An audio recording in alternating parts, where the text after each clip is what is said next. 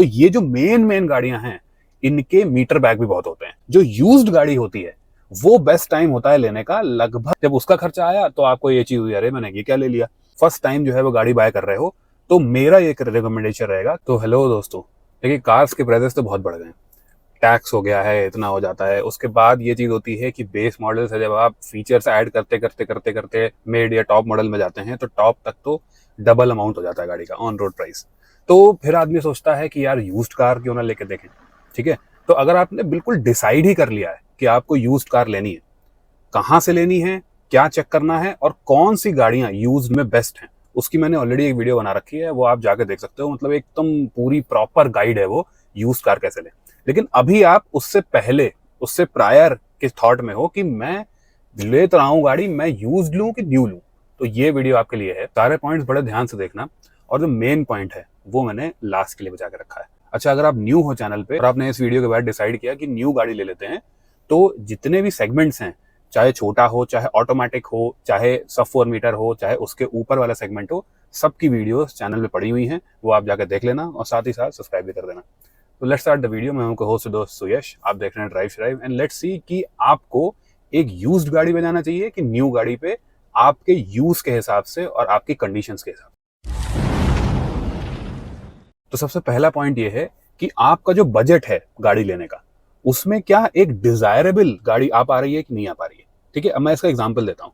जैसे let's say कि आपका बजट जो है वो 10 लाख रुपए के आसपास है। तो आजकल 10 लाख रुपए में ये चीज होती है कि स्पेस हो गया, इवन सेफ्टी भी हो गया, बिल्ड क्वालिटी हो गई, ये सब चीजें, जितनी भी चीजें हैं वो डिसेंट हर गाड़ी में आने लगी, मतलब 10 लाख के आसपास। लेकिन आपकी एक स्पेसिफिक रिक्वायरमेंट है कि आपको बहुत पावरफुल इंजन चाहिए या फिर आपको बहुत बड़ा बूट स्पेस चाहिए। ठीक है, तो वो अगर आपकी नहीं मिल पा रही है उस पर्टिकुलर प्राइस रेंज में, तब आपको सोचना पड़ेगा यूज्ड कार की तरफ। एक और मैं एग्जांपल लेता हूं। अब लेट्स से आपका बजट स्ट्रिक्टली 5 लाख रुपए का है। जो आपके घर में ये गाड़ी आएगी वो हाईवे पे भी यूज होगी, फैमिली भी बैठेगी, तो जो हाईवे यूज है उसके लिए सेफ्टी बहुत इंपॉर्टेंट हो जाती है। तब जब आप न्यू गाड़ियां देखते हो 5 लाख में, तो उसमें या फिर ये होता है कि 6 एयरबैग स्टैंडर्ड हो जाते हैं और सेफ्टी रेटिंग नहीं मिलती है, या फिर अगर सेफ्टी रेटिंग मिलती है तो 6 एयरबैग नहीं होते हैं। तो वहां पे कंफ्यूजन आ जाता है। वहां पे इको स्पोर्ट जैसी गाड़ियां जिसमें जो ऊपर वाले मॉडल हैं वो भी आपको उस पर्टिकुलर प्राइस रेंज में मिल सकते हैं 6 एयरबैग वाले। तो जैसे ये स्पेसिफिक रिक्वायरमेंट हो गई सेफ्टी वाली एक पर्टिकुलर टाइट बजट पे, तो ये आप यूज गाड़ी से ही पूरा कर सकते हो। अब कुछ चीजें जो है वो सिटी और हाईवे स्पेसिफिक होती है। जैसे आपकी गाड़ी मैक्सिमम सिटी में ही चलेगी, तो आप ये देखते हो कि सिटी में चलने वाली गाड़ी जो है छोटी हो तो बेटर है, क्लच लाइट हो और न्यू हो। और अगर आप कोई न्यू गाड़ी लेते हो छोटी, तो उसका मोस्ट प्रोबेबली एवरेज भी बेटर होता है एक बड़ी यूज्ड गाड़ी से। अब यही ये चीज उल्टी हो जाती है हाईवे पे। हाईवे पे क्या होता है कि ज्यादातर जो बड़ी यूज्ड गाड़ियां होती हैं उनकी सेफ्टी बेटर होती है। लेकिन ये चीज है कि 6 एयरबैग्स और ESC जो है वो आपको दोनों ही गाड़ियों में देखने चाहिए कि वो उस पर्टिकुलर मॉडल में मिल रहे हैं कि नहीं मिल रहे हैं, स्पेशली यूज्ड कार में। और मैं आपको बताऊं 6 एयरबैग्स फिर भी ठीक है, लेकिन ESC तो मैंडेटरी है, देखो ही देखो आप, अगर आप हाईवे यूज के लिए जो है वो गाड़ी ले रहे हो तो। अब दूसरा पॉइंट आ जाता है कि आपको कितनी लंबी रखनी है गाड़ी। तो अगर आपको ये है कि मैंने गाड़ी ले ली और 7-8 साल से पहले जो है वो मतलब छुट्टी हो गई, ठीक है, तो आपका ऑब्वियसली टिल्ट जो है वो न्यू गाड़ी की तरफ जाता है।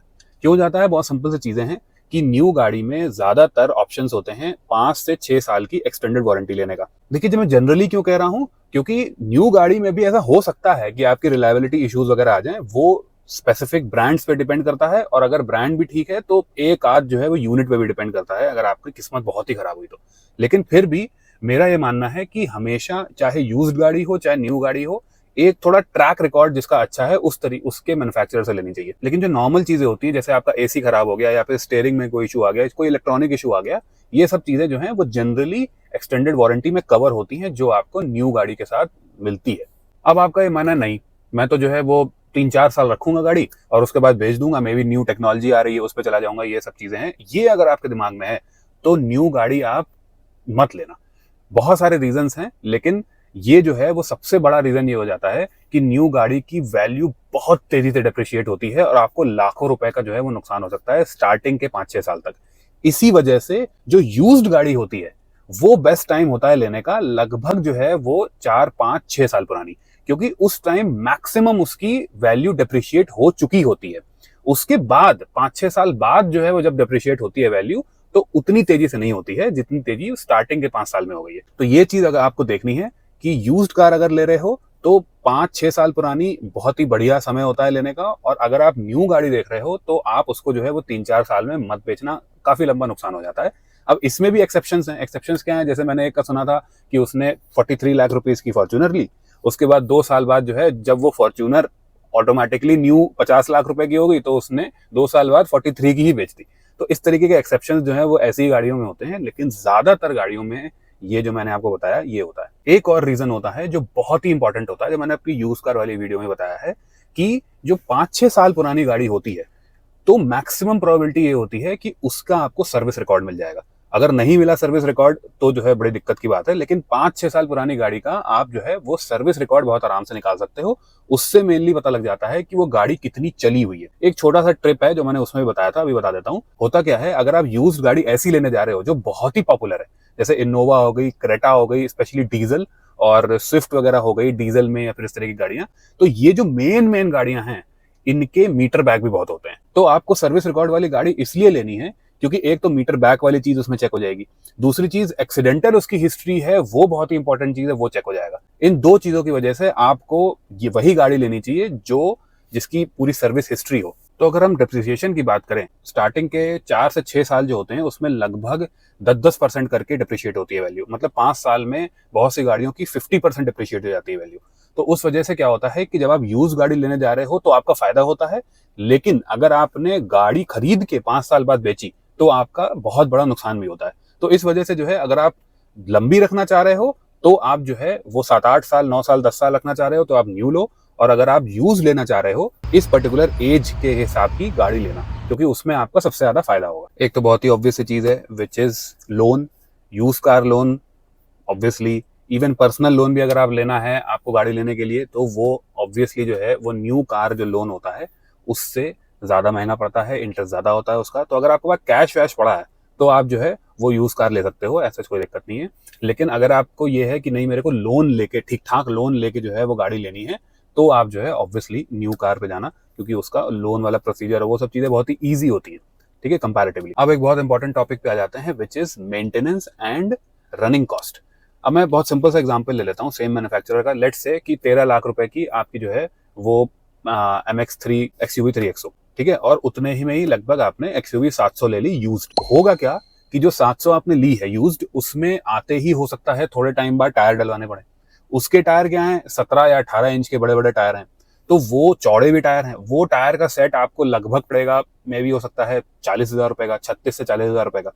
और वही चीज न्यू गाड़ी में क्या है कि आपके लगभग 40-45 हजार किलोमीटर तक आपको डलवाने ही नहीं पड़ेंगे टायर, अगर आपने जो है वो 3XO ली। अब सर्विस की बात कर लेते हैं। अब लेट्स से जो है 3-4 साल पुरानी आपकी XUV 700 है, तो उसमें सारी जो ऐसी सर्विसेज होती हैं जो फ्री होती हैं, मतलब जिसमें लेबर चार्ज फ्री होता है, वो खत्म हो चुकी होंगी। अब उसकी मेन सर्विस स्टार्ट हो जाएंगी, ठीक है। तो जो हो सकता है 15,000 रुपए की पड़े, है ना, 15,000, 17,000 में भी इस तरीके से। लेकिन जो 3XO होगी उसकी स्टार्टिंग की 3-4 साल तक जो सर्विसेज होंगी वो सस्ती भी होंगी, और प्लस उसमें जो है वो लेबर कॉस्ट भी बहुत ही कम होगा। स्टार्टिंग की 3 सर्विसेज तो लेबर कॉस्ट नहीं है, तो वो पर्टिकुलर चीज भी हो जाती है। और सबसे इंपॉर्टेंट चीज वो ये है कि जिस कंडीशन में 3XO लगभग 12 का एवरेज देगी, उसी सेम कंडीशंस में XUV 700 7 का एवरेज देगी। जो बड़ी गाड़ी होगी वो एवरेज भी तो कम देती है, बड़ा इंजन होता है, सब कुछ होता है। तो ये बात आ जाती है कि मेंटेनेंस और रनिंग कॉस्ट दोनों एक छोटी न्यू गाड़ी की कंपैरेटिवली जो है वो कम होती है, जनरली स्पीकिंग, एक बड़ी यूज्ड गाड़ी से। और यूज्ड गाड़ी में खर्चा वर्चा ये सब भी होता है। जैसे मान लो आपने 5 साल पुरानी गाड़ी ली, तो उसका अगर एसी खराब हो गया, उसका कुछ भी खराब हो गया, वारंटी के बाद सारा का सारा पैसा आपको देना पड़ेगा। अब आपने कम दाम में एक बड़े सेगमेंट की गाड़ी भी ले ली, और उसके बाद जब उस हिसाब से उसका खर्चा आया, उसके टायर बड़े ज्यादा हैं, उसका एसी का कंप्रेसर ज्यादा महंगा है, उसका जितनी भी जो है वो पार्ट्स हैं, ब्रेक पैड्स हैं, सब कुछ है वो ज्यादा महंगे हैं, जब उसका खर्चा आया तो आपको ये चीज हुई, अरे मैंने ये क्या ले लिया, ठीक है। तो ये भी चीज जो है वो बहुत इंपॉर्टेंट होती है यूज कार में। अब एक और बहुत इंपॉर्टेंट चीज है वो ये है कि 5-6 साल बाद अगर सही से इंश्योरेंस की हिस्ट्री नहीं है तो जीरो डेप इंश्योरेंस भी होना दिक्कत हो जाती है, ठीक है। तो लेट्स से आपने 6-7 साल, 8 साल पुरानी गाड़ी ली, यूज गाड़ी ली, तो उसमें क्या होगा कि आपको जीरो डेप इंश्योरेंस मिल ही नहीं रहा है। अब नहीं मिल रहा है तो थोड़ा सा भी डैमेज हुआ तो क्या होगा, तो आपको उसी हिसाब से, जैसे नॉर्मली मेटल का इतना होता है, प्लास्टिक का इतना होता है, इस तरीके के आपके जो है वो आपको खर्चा आएगा। लेकिन न्यू गाड़ी में सिंपल सी चीज है, जीरो डेप है भाई, तो जितना भी बड़ा खर्चा हो जाए, कुछ भी हो जाए, लाख रुपए का भी हो जाए, तब भी जो है वो आपको बहुत ही कम, मतलब बिल्कुल पेनीज देनी होती है। इंश्योरेंस की वजह से। तो वहां पे भी ये चीज आ जाती है कि जीरो डेप्थ इंश्योरेंस जिस गाड़ी का हो सकता हो यूज्ड गाड़ी में, वो आप लेना। जैसे लेट से 4-5 साल पुरानी गाड़ी है तो उसका जीरो डेप्थ इंश्योरेंस जो है वो हो जाएगा आराम से, कोई दिक्कत नहीं होगी मोस्ट केसेस में। तो वो आप जो है यूज्ड गाड़ी के टाइम पे भी देख के रखना। अब मैं आपको एक बहुत बेसिक सी चीज बता दूं, ये सब चीजें जितनी मैंने बताई ये सब साइड हो जाती हैं अगर आपका गाड़ी से मेन जो गोल है वो पूरा ना हो रहा हो। अगर आपका मेन गोल है peace of mind, peace of ownership, peace of maintenance, average वगैरह, तो आपको जो न्यू गाड़ी है चाहे वो ऑब्वियसली 1-2 सेगमेंट नीचे हो वो आपको बेटर पड़ेगी। लेकिन अगर आपका मेन गोल है, आपका जो स्ट्रिक्ट बजट है उसमें आपका मेन गोल सेफ्टी पूरी नहीं हो रही है, ठीक है, ईएससी नहीं आ रहा गाड़ी में, या फिर कभी कभी 2 एयरबैग भी नहीं होते हैं, एबीएस नहीं होता है, तो वहां दिक्कत हो जाती है यूज्ड गाड़ी में। तो मेन गोल आप देखो आपका गाड़ी लेने का क्या है, उस हिसाब से जो है आपको बहुत ही ईजी हो जाएगा डिसाइड करना कि आपको न्यू गाड़ी लेनी चाहिए कि ओल्ड लेनी चाहिए। और अगर आप बिल्कुल ही जो है फर्स्ट टाइम ड्राइवर हो, फर्स्ट टाइम जो है वो गाड़ी बाय कर रहे हो, तो मेरा एक रिकमेंडेशन रहेगा कि आप लगभग 5 साल पुरानी गाड़ी यूज लो स्टार्टिंग में, ठीक है, थोड़ी सस्ती ही लो। उसके बाद आप क्या करो कि 2 साल जो है वो उस गाड़ी को चलाओ, और जब एकदम हाथ साफ हो जाए ना, जब पार्किंग वार्किंग करना सीख जाओ, एकदम से ब्रेक मारना सीख जाओ, ये सब चीजें सीख जाओ, तब जो है वो आप उसको 2 साल जस्ट बाद बेचोगे तो बहुत ज्यादा डिप्रिशिएट नहीं होगी वैल्यू। और इस साल और लगभग 5 साल पुरानी गाड़ी में जो है वो आपका इंश्योरेंस भी जीरो डेप हो ही जाएगा। तो ये 2 साल चलाओ आप गाड़ी, और उसके बाद फिर आप क्या करो कि एक अच्छी सी न्यू गाड़ी लो अपने लिए, अगर आप चाह रहे हो तो। अगर आपका पुरानी गाड़ी से ही काम चल रहा है तो कोई दिक्कत नहीं। तो ये मेरा रिकमेंडेशन रहेगा। बाकी आप बताना आपको क्या सही लगता है कि आपके यूज के हिसाब से आप न्यू गाड़ी लेना पसंद करोगे कि ओल्ड गाड़ी। न्यू गाड़ी अगर लेना चाह रहे हो तो मैं फिर से बता रहा हूँ आपको, मैक्सिमम जितने भी बजट सेगमेंट्स हैं जितने भी हैं उसकी वीडियोस पड़ी हैं। और अगर आप यूज गाड़ी लेना चाह रहे हो तो A to Z इन्फॉर्मेशन वाली मैंने वीडियो बना चुका हूँ, उसको मैं डिस्क्रिप्शन में भी दे दूंगा। और अगर अभी भी आपको एक गाड़ी लेने में कंफ्यूजन है तो ऑब्वियसली आप मेरे से बात कर सकते हैं। कंसल्टेशन की सारी डिटेल्स जो हैं आपको डिस्क्रिप्शन में मिल जाएंगी। Let me know in the comments below आपको वीडियो कैसी लगी। अगर अच्छी लगी हो तो लाइक, अगर पहली बार चैनल पे आए हो तो सब्सक्राइब टू द चैनल। अगली वीडियो मिलते हैं।